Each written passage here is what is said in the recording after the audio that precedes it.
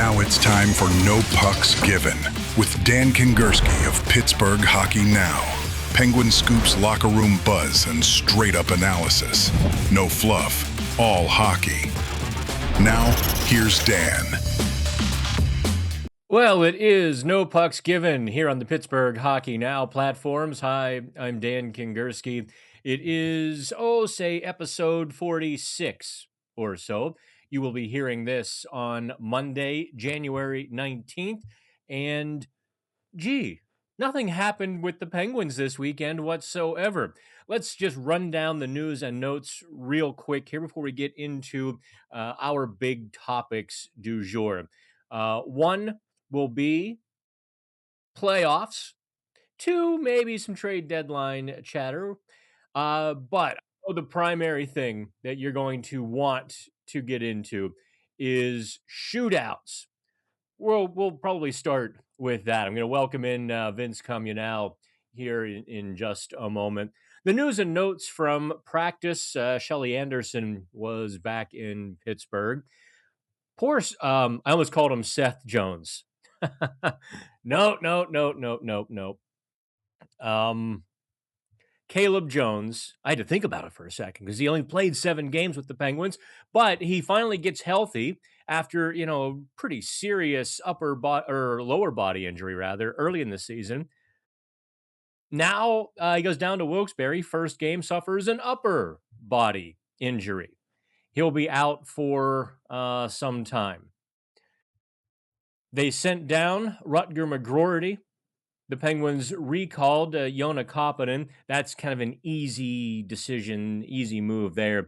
McGroarty wasn't going to play ahead of Anthony Mantha, Justin Brazeau, Igor Chinakhov, Evgeny Malkin, Ben Kindle, any of those guys. So get him playing time down in Wilkes-Barre. You can call up a veteran like Koppanen because, let's be honest, you don't mind sitting him.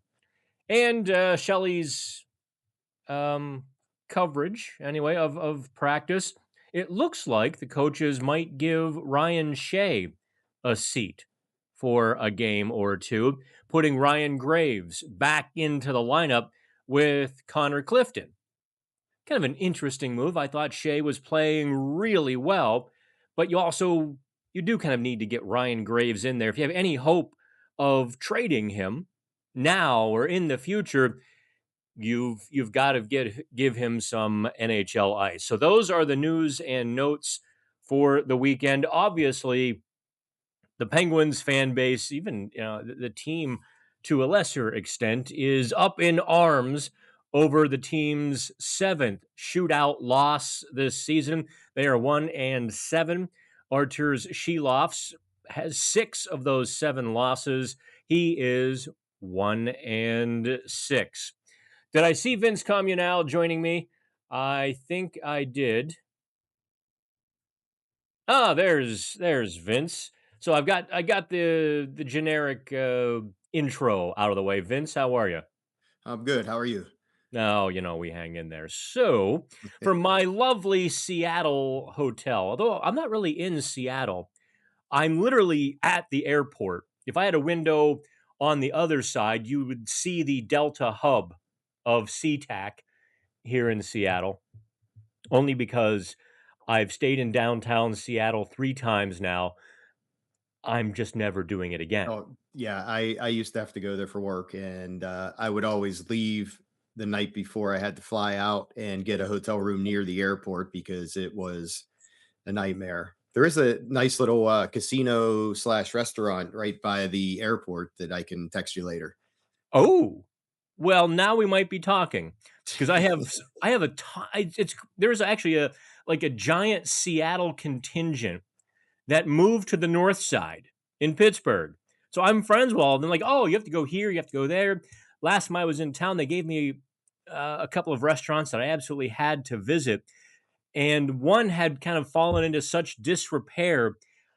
I put my hands, I just kind of, grab the bottom of the table to adjust myself. And I Oh no. had, we're going to stop the story there. And I was like, okay, I'm going to go scrub with boiling water now. But I digress. Let's talk about Vince, the shootouts.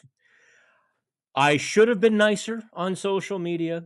I should have been more patient. I should have been more kind and giving with fans with some ideas on how to fix said problem for the Penguins.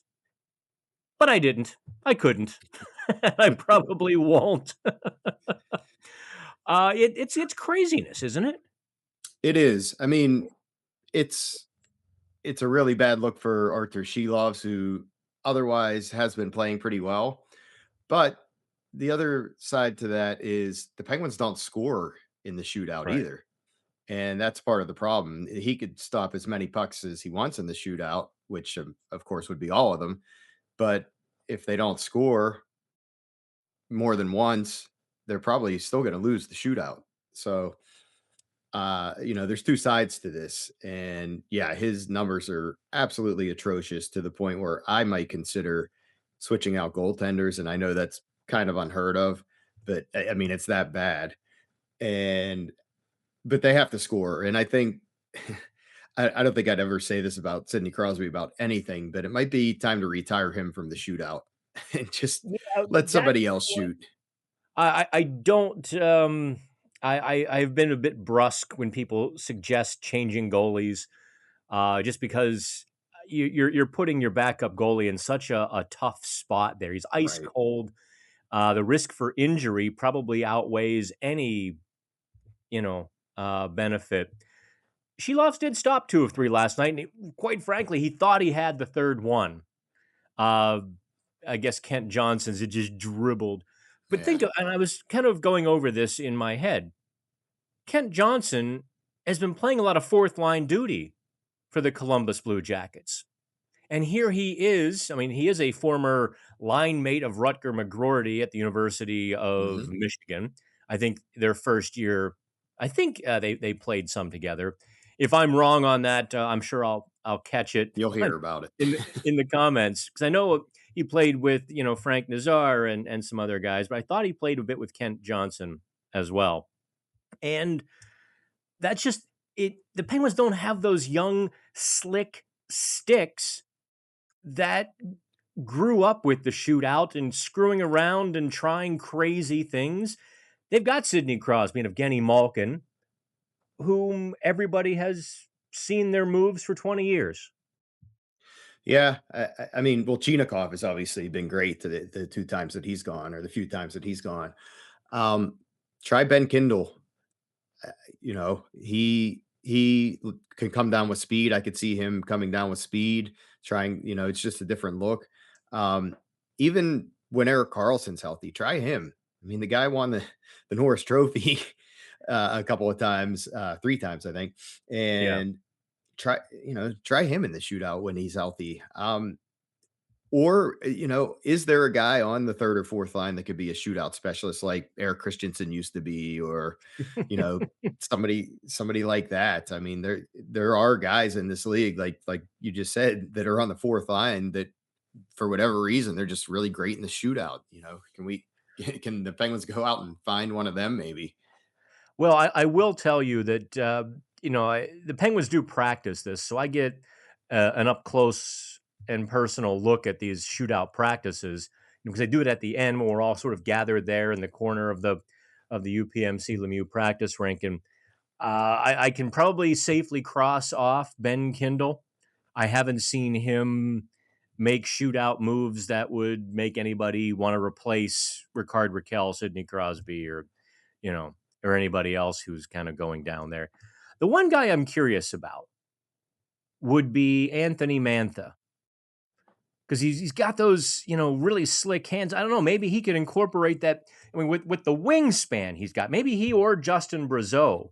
I was going to say Brazeau has a sneaky good set of hands for a big Yeah, guy. Maybe, they maybe almost try have him. to Kevin Hayes has to pull these guys aside. Now, actually, I talked specifically about this move with Kevin Hayes, that really slow move. You kind of get to the Mhm. blue line and you almost stop and you coast in. Uh, and Hayes learned it, or at least saw Jake Neighbors do it a lot in St. Louis. And so, and what did Kevin Hayes do when he had his one shootout attempt this year? He did the slow move. Yep. and it worked. I mean, he also needs to pull some of those big guys aside. The guys who can take the puck from 5 feet over here to 5 feet over there, or anything in between, and teach them that yeah, there has to be some sort of uh, learning here. I don't know, because I mean, otherwise you do have to go trade for somebody. yeah, I mean, wasn't Ole Jokinen really good at the shootout too, if I remember correctly? You mean UC Jokinen?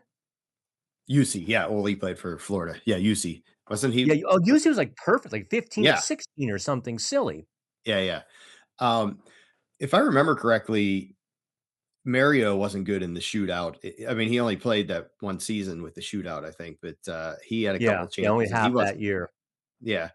But yeah, I mean, if they had a shootout specialist that even got them wins in half of these games, they'd be firmly in a playoff spot instead of looking behind them at Columbus Well, you want to know, and a bunch of and other I teams. did the math here, Vince. If the Penguins were average in the shootout, let's say they'd be 3-4. Mhm. That's only 2 points. I guess put it all in perspective, all the jumping ugly and everything. So they're only 2 or 3 points shy of what they would be if they were average in the shootout. That's That's not true, but, you not know, terrible. when we get down to game 80, we'll see how important those 2 points are. Well, that is true. At least they're not blowing leads anymore. They are not. That is a very positive, change of, change of direction for this team. The other night, when they beat the Flyers, when they scored when the Flyers scored, in the 3rd, you're kinda watching, you're going, "Okay, they can't blow a 5-goal lead, can they?" But no, they've been much better with the lead lately. And the goaltending has been really good. I think going into last night's game, the Penguins' goaltending was first in the NHL in goals against average since the Christmas break, which is obviously very good. Um, but yeah, they're definitely playing better with a lead. But the problem has been up until the Flyers game, they weren't scoring, so it was hard to get a lead. But yeah, the playing with the lead has been much better. Their record in games where they do not score first is really bad. 4 wins, I think. That's it in Oh, I games where haven't they don't even score first. begun to investigate this part of it. Yeah, they need to work on that, obviously. And obviously, most teams are going to have an under 500 record when the other team scores first. I get that, but it's some atrocious number like 4-13 or something like that. I will have, you know, I'm willing to bet though, before I even look it up, that a lot of teams are like that in this season. And it's not necessarily a predicate on their character or their game, but rather this schedule. Ugh. The number of times teams have had to play 3-4, 4-6, even 5-7, or 5-8 rather, has been enormous. And I can't count the number of times a team has rolled through Pittsburgh, and you can just tell, you know, the spirit is willing, but the flesh is weak, and they're trying, and they just That have was the their B game. That was the Flyers on Thursday night. You just could tell right from the opening faceoff. I think they took a penalty 30 seconds into the game, and if you watch the game they played the night before in Buffalo, it was a very physical game. Had to get on a plane, fly to Pittsburgh, play the next night, and then even watching some of the other games, Nashville had a big win on Friday night in Colorado. Oh, Colorado's that was first, fun to watch. yeah, Colorado's first regulation loss at home all year, Oh, and I knew it was something crazy like that. yeah, it was crazy. But then I saw that Nashville was in Vegas last night, and I'm like, just kind of looking to put in a DraftKings or FanDuel lineup, and I'm like, load up on the Golden Knights because that Nashville had a rough night, even though they won. Playing at high altitude, playing against the best team in the NHL, and they had their backup goalie in, and sure enough, I think they gave up 7 goals last night. So Yeah, there's so this much. the schedule's brutal. Yeah, there's so many results dictated by the schedule, and the players can keep a stiff upper lip and they can talk all they want, about, oh, we have to play it, everyone else is going through it. And all of that's true. But this NHL game, this isn't like your father's NHL game where there was a tub of beer in the middle of the locker room after the game and the guys, just had a whole lot more fun, didn't work out, they didn't have to go through this sort of craziness that we're all living through right now. And I will tell you firsthand, if I'm exhausted, I don't play these games. If I'm exhausted by January, I can only imagine these players on some of these roadies. Vince, I wanted to run one thing past you on the shootout here before we sort of turn the page to the next couple of topics. And that is, I really, watching Charlie Coyle's game winner Saturday, I realized that Artur Shilov's doesn't poke check, doesn't challenge when they get close to the crease. Rather, he's backing. I don't know if that's teaching, if that's just his default tendency, but somebody has to give him Marc-Andre Fleury's phone number. And somebody comes in. Charlie Coyle got to make 3, maybe 4 moves before he finally beat Shilovs for the winner. A good, Cobra strike poke check. We go to round 5. Yeah, that's what made Marc-Andre Fleury so good at breakaways and shootouts. That poke check. And listen, Fleury got burned a couple of times trying for the poke check, and the guy went right around him. I get it, but it's worth a try at this point. You're stopping one of 3 anyway. You might as well. Yeah, the book is out on you. They're not going to expect a poke check because obviously you haven't tried it yet. So try it. What do you have to lose at this point other than giving up another goal? Yeah, he's got to try something different. And it's just so bizarre because, like I said, he has played well in in regulation, but it's just a different skill set. The shootout, even more so, he's been really good in overtimes. Yeah, making some good saves, and that's been such a Penguins bugaboo. Is crunch time, clutch saves in regulation, getting burned on the first shot or 2 in overtime, and Shilovs has erased all of that. But you get to the shootout, and oh boy. You when you think about it, you have to have good goaltending to even get to a shootout, and they've been to 8 of them, which is right. That might be more. I haven't had a chance to look it up. That might be more shootouts than they went through all of last season. Well, I was also, I don't mean to belabor this. These shootout struggles are now how many years running? Yeah, Think of Tristan Jarry. I'm 2 or thinking, 3 seasons 3, now. 4 years ago, he finally won a shootout, and he comes off, he's fist pumping, leg in the air. Not because they won the game, because he finally won a shootout.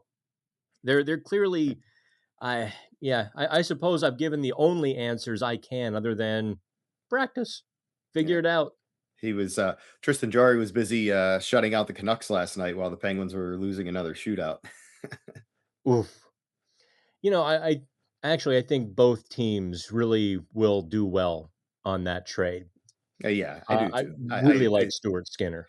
I don't mean to make it sound like I wouldn't have done the trade. For sure I would have. And I think Skinner is actually a very good goaltender. I'm starting to wonder if this every other game each one of them gets a start is going to have to end at some point here. Not that either one of them have been playing bad other than the shootout with which we've belabored here, but it's just you don't see it too often that it's just a straight rotation every other game. And at some point somebody's got to take the crease. Well, I was kind of thinking about that too. And we're going to take a break here on the Odyssey Podcast Network and the Pittsburgh Hockey Now platforms. But I wonder if this rotation is in part to shield both goaltenders, to keep their minutes down, to keep shooters guessing who they're going to see from night to night, so that these NHL shooters can't, zone in on their weaknesses. And, I don't know. That was one thought, because obviously Skinner and Shilovs are not elite goalies, and that's no knock on them. They're not one of those 3 or 4 guys in the league who can play 55 or 60 games and carry a team for for a month or two as needed. Vince, let's take this quick break here on the Odyssey Podcast Network. And by the way, if you did hear a little can crack open, that was not a beer. That was a little live energy drink without all the caffeine. Okay, taking a break now here on the No Pucks Given. And we're back on No Pucks Given here on the Odyssey Podcast Network. That's Vince Communal on my right. I guess it's your right too. I'm Dan Kingerski. So we spent quite a bit of time on the shootouts. I think it's a perplexing issue. I'm sure the Penguins are a bit perplexed, but let's talk a little bit about the upcoming trade deadline. I think we're starting to see that movement now, Vince. As we record this anyway, Rasmus Andersson is still a Calgary Flame, although I'm sure he's packed up his apartment and all of his belongings and is waiting for that phone call. You have a couple of other guys who are starting to wonder if they'll be traded, like some big names. I'm thinking of Jason Robertson Yeah, I saw in his name the Dallas other day. Yeah. specifically. Obviously, the Penguins won't be a part of those big blockbuster deals. But I'm starting to really consider, what does Kyle Dubas do? I think the Penguins are the second or third best team in the Metro. Yeah, he's in a really tough spot because they are going to be right there until the end as far as in the playoff race, maybe even firmly in the playoff race instead of at the, the bottom of the wild card race.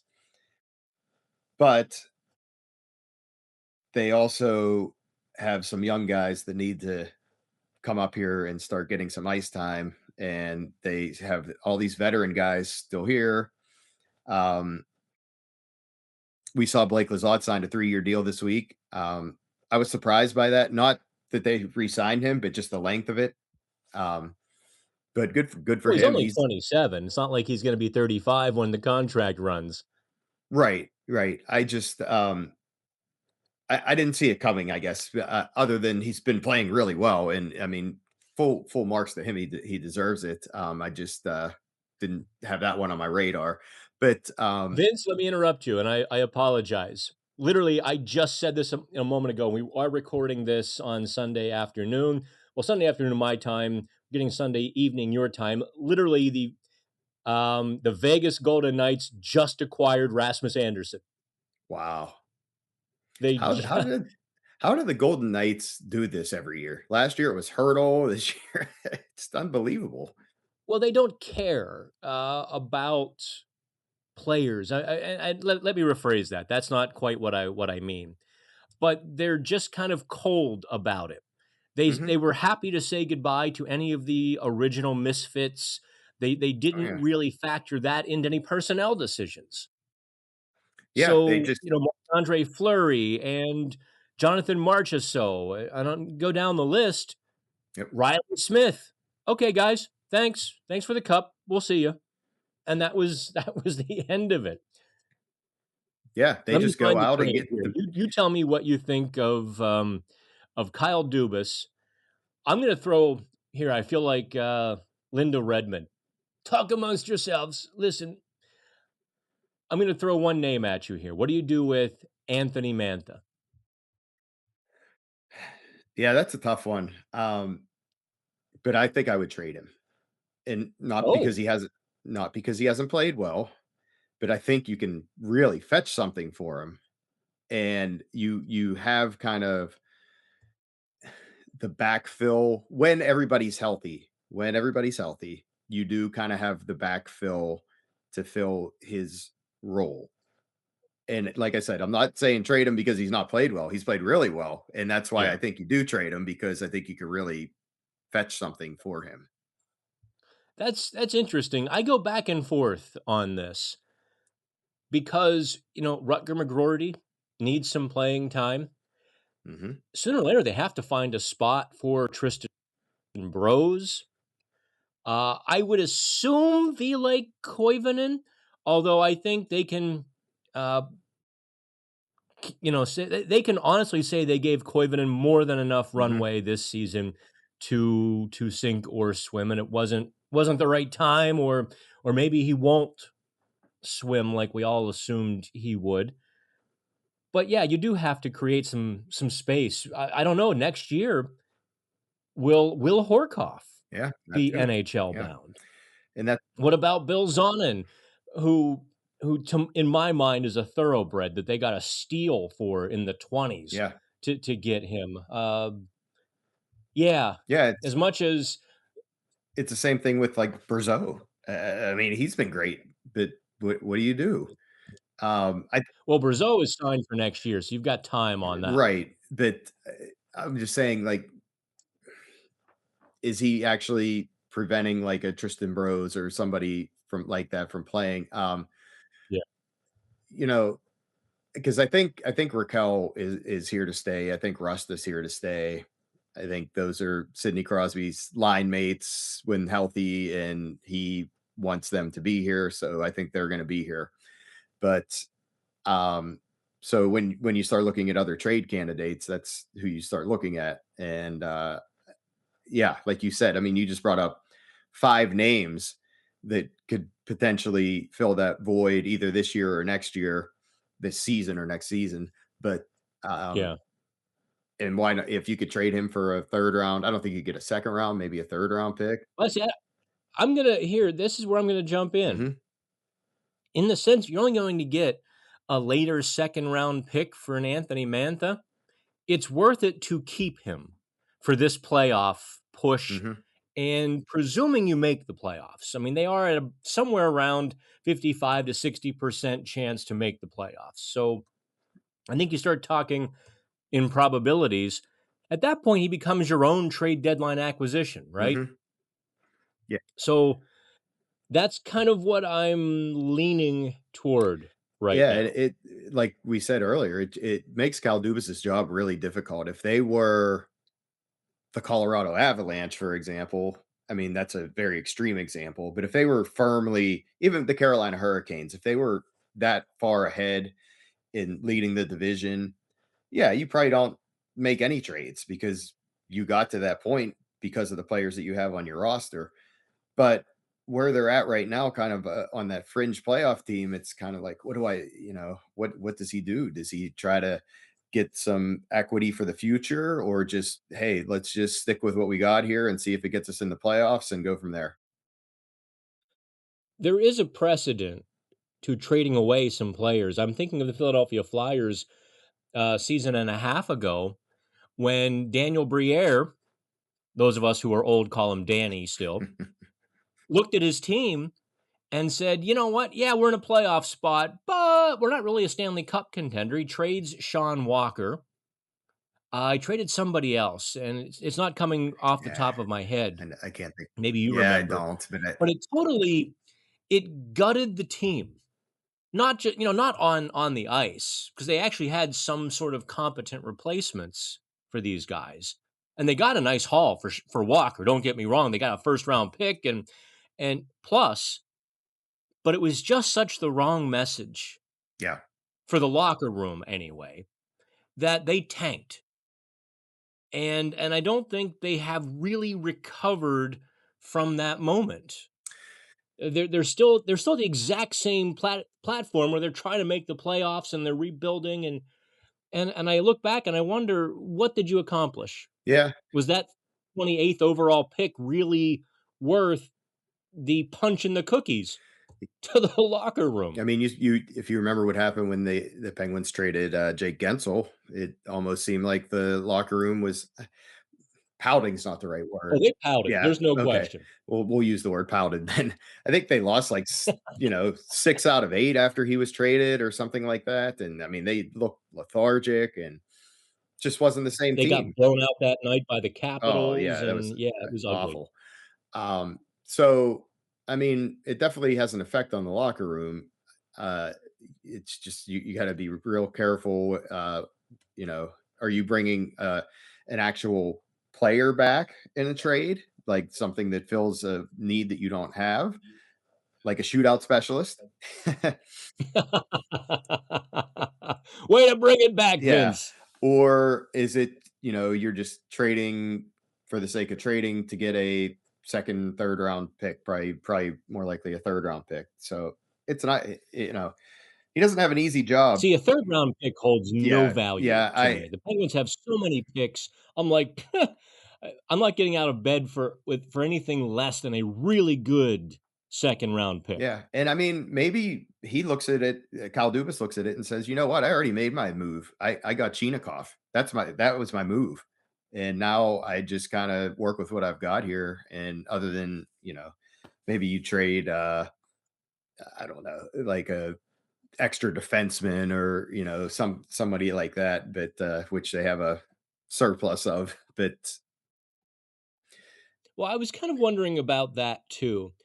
I have not thought that Ryan Shea's Penguins future was in any way in trouble until today when they're putting Ryan Graves in the lineup with Connor Clifton. I'm like, oh, because I thought Shea has played really well. I was surprised to see that too. Right when I first got on the podcast today, and you were talking about that, I shook my head a little bit. I thought Ryan Shea's been one of their more steady defensemen the whole season. Nothing flashy, but just But also steady. with a bit of offense. Yeah. Um, like you alluded to earlier, maybe it's just to get Ryan Graves some games to see if they could trade him, but nobody in their right mind is going to take on that contract. I was kind of wondering. I'm going to get in trouble. This is going to, people are like, oh, well, Kingerski said. I wonder if there is an avenue by which the Penguins could help out the New Jersey Devils, who have to move out some salary, notably Andres Palat, hmm who makes $6 million. I'm thinking Ryan Graves had some success in New Jersey. Yep. Graves makes 4.5. I'm thinking, that one hand could wash the other in a trade like that, where Graves gets his fresh start, gets away from the Penguins where it just hasn't worked, and it gets no matter what mental training you go through, it just gets the stench, right? Yeah. And if the Penguins can suffer through having Palat's salary on the books for a little while longer, maybe something like that makes sense, and maybe they can get more out of Palat than the couple of goals that he's scored this year. Yeah. I mean, Kyle Dubas has shown already this season he's not afraid to trade within the division. So that would not be a terrible idea. How about Columbus, though? You trade a guy like Igor Chinikov. 2 weeks later, you fire the coach who was feuding with Chinikov. It was a very Pittsburgh Pirates-esque move. You could almost sit down and write a column doing a comparison of the Columbus Blue Jackets and the Pittsburgh Pirates. It's just a comedy of errors. Uh, it seems like no matter what they try to do, it just doesn't work out. Even when they make the Sometimes, right decision. yeah, even when they make the right decision, it doesn't work out, and But it's Columbus at least unbelievable. had the John Tortorella era where they were in the playoffs, they were competitive and tough. Yeah, that was the Clint Turtle era of the Pirates. All right, you win. You got me. But then they've, Eh, kind of reverted right back to that bottom dweller. If you read a lot of publications, the most irrelevant sports franchise in all the four professional sports, a lot of times it will be the Columbus Blue Jackets that is at the bottom of that list. And usually they're about tied with the Sacramento Kings. But Which is a shame 'cause I love Columbus. The uh, people, like, the fans show up. It's not like, when you go to it's, Columbus, you don't it's a, see 4,000 people. no, it's a great arena. It's a great city. I've gone to games there. The area around the arena is great. Like you said, it's not like they're not having great crowds or giving away tickets or anything like that.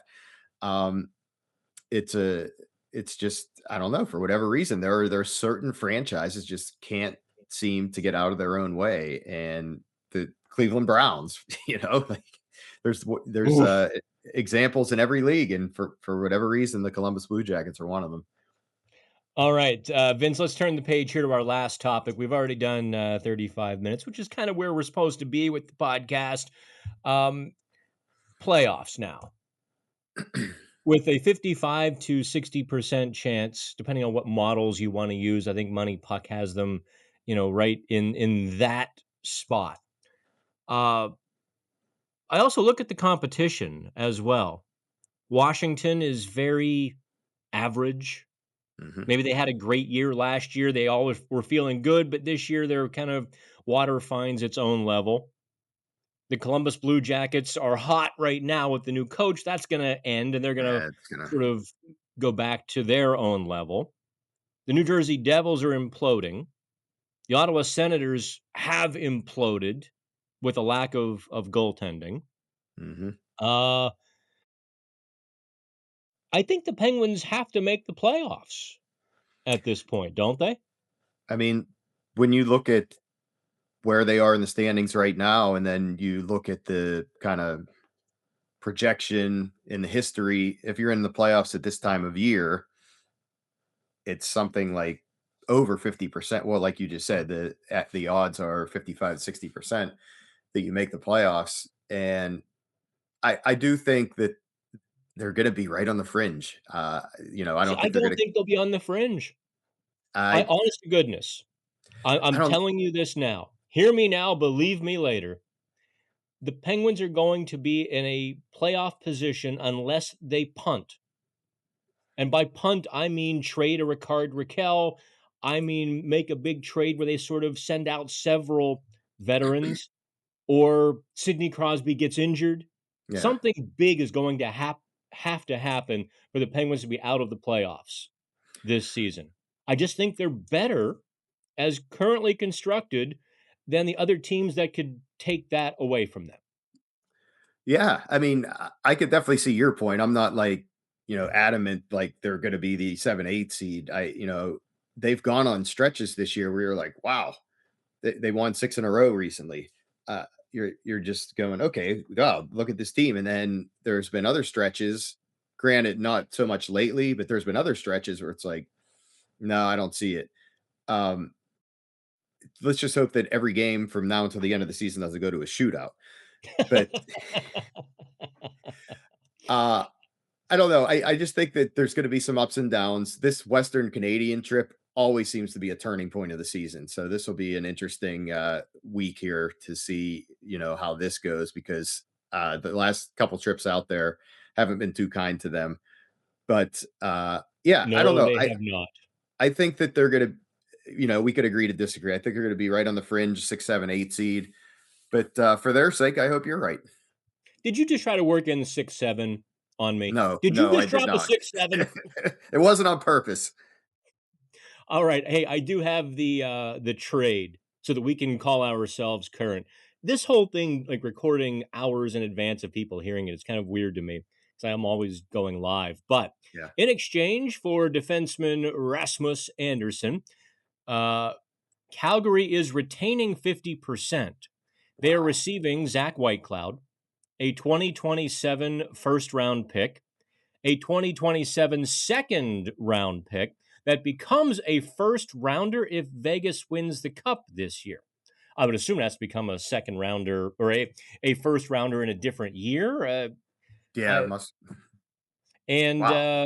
Abram Wiebe, a defenseman at the University of North Dakota. That's it. No extension for Anderson, which kind of crazy. You're going to give up. I think Zach Whitecloud is a solid. He's a brutish third Yeah, pairing defenseman. He's good, it's a sixth defenseman. but yeah, he's got some shoulders on him. Yeah, he's solid. And a first round pick and a second round pick that could elevate. This is why, Vince, you asked.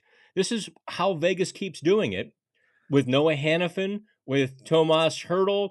Who else have? The Oh, defense, Peter Angelo. yeah. I mean, and they go out and sign Eichel and Marner. Um, I just don't. How do they still have first round picks? they, they seem to trade their first. They're like the Penguins of the 2010s. They just trade their first round pick every year. That's a steep price to pay. I think that they probably had to throw in that second pick because of the salary retention, of course. But man, they're all in. They're all in every year. Yeah, I and with our I probably should do a video with Hannah Kirkel, our Vegas writer. Get Hannah in here on this trade. Their defense has been kind of garbage this year. Their goaltending has been bad. Carter Yeah. Hart's injured. Aiden Hill has battled injuries really his entire career, and you're just starting to wonder, like, okay, but yeah, they like their first round picks are like fishes and loaves. There's just Oh always yeah. more of them, Yep. Yeah. Yeah. and They they'll just trade the same pick twice and say, "Oh, well, that one's conditional." It's yeah. amazing. It is unbelievable, but they got to get past Colorado this year and this season, and that's going to be a tall task. You know what? I I wonder how difficult of a task it's going to be because there's no way Colorado can bring the same intensity for the rest of the season. It's going to wane. And this is what the President's Trophy curse is, that these teams play the rabbit and they get so far out Yeah. in front that human nature turns it off for a minute. And so many of these teams have never recaptured. In fact, almost all of them have failed to recapture that same hunger and intensity when you flip the switch for the playoffs. Look at the Winnipeg Jets won the President's Trophy last year, and I think right now they have the worst record in the NHL. The New York Rangers are kind of going through the same transition. 2 years ago, President's Trophy, tank. Yeah. Washington Capitals, woohoo! Hey, we're great again. No, you're not. And it all comes back to earth, I guess. Vince, let's wrap it up here. I really do appreciate you coming on, and I'm really excited to have you as part of the Pittsburgh Hockey Now family. When we can Yeah. actually get you up in the press box there, covering some games when you're not otherwise engaged with other activities, we'll get you Yeah. back in when we get off the road here. Yeah. Looking forward to it, and I'm happy to be part of the family. Well, it is a dysfunctional family. I'm going to forewarn you. I'm used to The it. when the open bar hits, I mean, it's no holds barred. All right, that's, Vince Communal. I appreciate you very much, Vince, and that wraps up No Pucks Given, episode 46 or 74 or somewhere in between. I'm Dan Kingerski. Do me a favor, set your downloads on your favorite podcast, platform, be it Apple, Spotify, Amazon, or just go to the podcast page at Pittsburgh Hockey Now. In the meantime, kids, have fun.